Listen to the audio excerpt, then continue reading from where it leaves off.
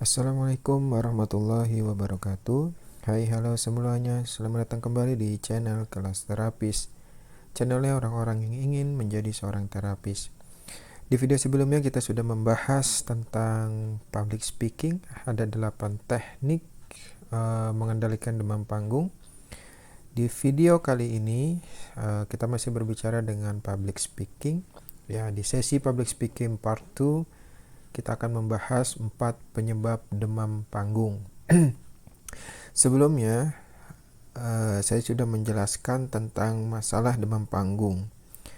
Pada dasarnya, demam panggung tidak akan pernah bisa dihilangkan, karena pada dasarnya, basicnya adalah stres itu tidak pernah bisa dihilangkan. Yang ada manajemen stres. Nah, untuk itu, kemarin juga sudah dipaparkan di 8 teknik mengendalikan demam panggung, ya. Dan kali ini kita akan membedah apa sih penyebab dari demam panggung, sehingga orang ketika dia mulai show di depan para audiens biasanya keringatan, terus ngeblank dan segala macam. Nah, untuk di video kali ini mari kita akan bahas tentang penyebab demam panggung. Yang pertama pastinya adalah mental drop, ya. Mental drop ini bisa jadi karena trauma sebelumnya, ya. Banyak banget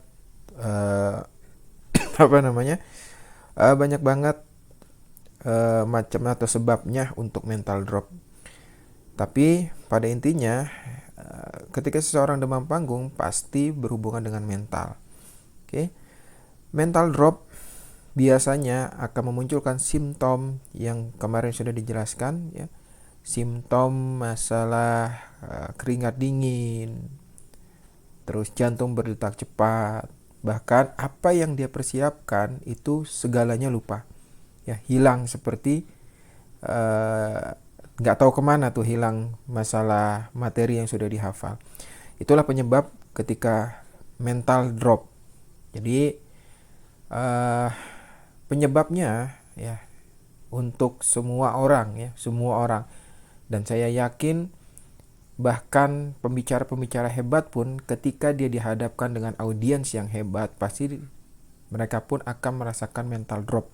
Namun yang membedakan adalah mereka cepat untuk merecovery. Ya, ada teknik-teknik khusus yang mungkin mereka lakukan untuk merecovery mental yang drop. Yang 8 kemarin itu adalah teknik saya untuk merecovery mental drop. Jadi silakan dicoba, dipraktekkan, mudah-mudahan ada hasilnya. Oke, ini yang pertama. Yang kedua, kurangnya penguasaan materi. Nah, ini yang sangat-sangat urgent juga ketika Anda menjadi seorang pemateri, ya, menjadi public speaking dan menjadi seorang pemateri di suatu acara. Biasanya seseorang yang dia tidak menguasai materi itu sangat-sangat terlihat dari apa? Dari cara dia berbicara, body language, dan bahkan dari perkataan-perkataan yang dikeluarkan. Sebagai contoh, biasanya saya akan melihat orang yang penguasaan materi dari mana? Dari body language. Ya, dia sudah gugup duluan. Apalagi ketika dia sudah tidak menguasai materi dan audiensnya biasanya orang-orang yang hebat gitu, tambah jadi, biasanya seperti itu. Nah, ini penyebab yang memang sering terjadi, ya. Jadi diharapkan bagi Anda yang ingin menjadi seorang pemateri atau menjadi seorang trainer, diharapkan untuk menguasai materi yang Anda akan sampaikan. Karena biasanya seperti ini, saya menemukan dia mental drop, ya. Dia mental drop, tetapi dia bisa penguasaan materinya secara 100% dia paham. Itu bisa tercover, ya, itu bisa tercover. Yang kedua, mental dia bagus tapi penguasaan materi akan sangat terlihat juga. Dari mana? Dari dia menyampaikan materi. Biasanya orang yang tidak menguasai materi, dia akan berputar-putar pembahasannya hingga akhirnya tidak ada ujung dan kesimpulannya. Biasanya seperti itu. Maka dari itu, dipersiapkan ketika Anda tidak ingin demam panggung muncul saat Anda mengisi acara atau menjadi seorang trainer. Oke, itu yang harus dipahami. Yang selanjutnya, yang ketiga adalah ya, datang terlambat atau mepet acara. Kenapa bisa? Sebelumnya kemarin kita sudah membahas tentang 8 teknik untuk menghilangkan atau memanajemen demam panggung. Salah satunya apa? Datang tepat waktu dengan tujuan untuk melihat kondisi sekitar dan untuk bersosialisasi. Saya suatu acara dulu pernah ketika acara itu datang terlambat, tergesa-gesa. Biasanya kalau orang sudah tergesa-gesa, stres akan muncul. Ya, stres akan muncul dan berpikir pun sudah tidak akan jernih. Biasanya seperti itu. Maka dari itu, ketika Anda ingin menjadi seorang trainer yang profesional, maka datanglah tepat waktu, jangan terlambat. Karena biasanya kalau datang terlambat itu banyak banget kesalahan atau banyak banget kerugian-kerugian yang akan didapat. Salah satunya kita tidak bisa menyiapkan lebih awal, ya seperti perlengkapan ataupun sebagainya. Dan kita tidak bisa bersosialisasi dengan audiens terlebih dahulu. Itu yang harus dipahami ketika Anda menjadi seorang trainer. Kenapa? Bersosialisasi itu sangat-sangat penting bagi seorang trainer ya. Itu yang saya selalu lakukan ketika saya mengisi training. Ketika saya mengisi training, biasanya mulai jam 8, setengah 8 saya sudah standby di sana dan kalau bisa melihat ruangan sekitar dan melihat kondisi sekitar dan biasanya bertegur sapa dengan para audiens ya minimal 1 atau 2 untuk mengenalkan. Dan yang keempat adalah tidak mengetahui siapa audiens dan kondisi setempat. Ini berhubungan dengan yang ketiga.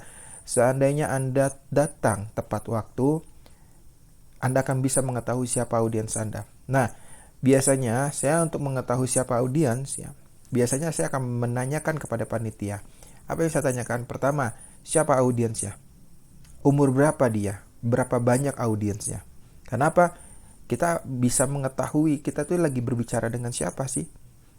Ketika kita berbicara dengan ibu-ibu, bapak-bapak yang memang berumur 40 tahun ke atas, otomatis materi yang akan disampaikan itu jangan terlalu berat. Namun ketika kita berbicara di hadapan para remaja ya yang umur ya 25 ke bawah bahkan 30 ke bawah, bisa jadi materi yang disampaikan cukup berat ya. Itu tergantung kondisi sekitar, tergantung kondisi audiens. Kenapa saya mengatakan ini sangat penting? Karena ketika Anda tidak tahu apa yang berhadapan dengan siapa Anda, maka bisa jadi materi sebagus apapun akan tidak bisa di-delivery. Kenapa? Ingat sekali lagi, umur itu menentukan. Audiens itu menentukan.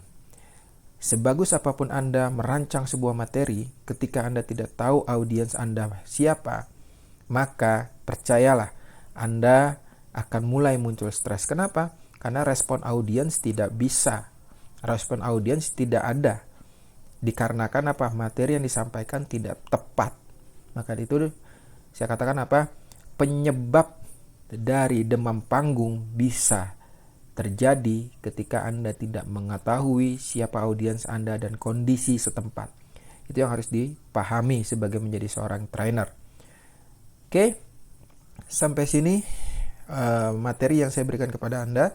Jika ada pertanyaan silakan dituliskan di kolom komentar, maka tim kelas terapis akan membalas setiap pertanyaan yang masuk dengan catatan pertanyaan-pertanyaan yang masuk sesuai dengan apa yang Anda tonton, yang jelas selinier dengan materi yang diberikan. Namun jika Anda ingin merequest sebuah materi yang ingin dipaparkan, maka silakan dituliskan di kolom komentar. Jika tim kelas terapis bisa untuk memaparkannya, maka kami akan membuatkan materinya dan kami akan berikan kepada Anda. Namun jika tidak, itu menjadi PR buat kami untuk bisa mempelajarinya. Oke, terima kasih banyak atas partisipasinya. Semoga Anda menjadi seorang trainer dan public speaking yang handal dan profesional.